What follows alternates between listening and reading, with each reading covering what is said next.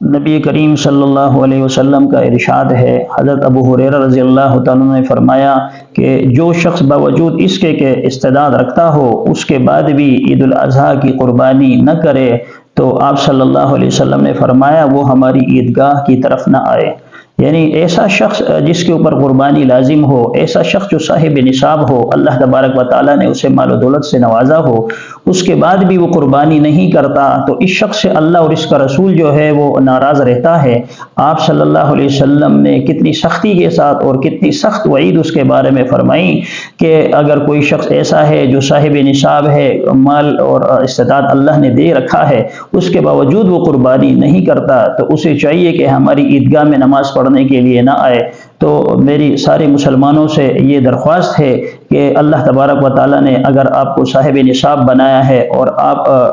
اللہ نے آپ کو مال دولت سے نوازا ہے تو اس بڑے عمل کو ترک نہ کریں، بلکہ زیادہ سے زیادہ جو ہے وہ اس پہ شرکت کریں تاکہ اللہ تبارک و تعالیٰ کی رحمتیں ہماری طرف متوجہ ہوں اور اللہ تبارک و تعالیٰ ہماری پریشانیوں کو اس کے ذریعے سے دور فرمائیں۔ آمین۔ وآخر دعوانا الحمدللہ رب العالمین۔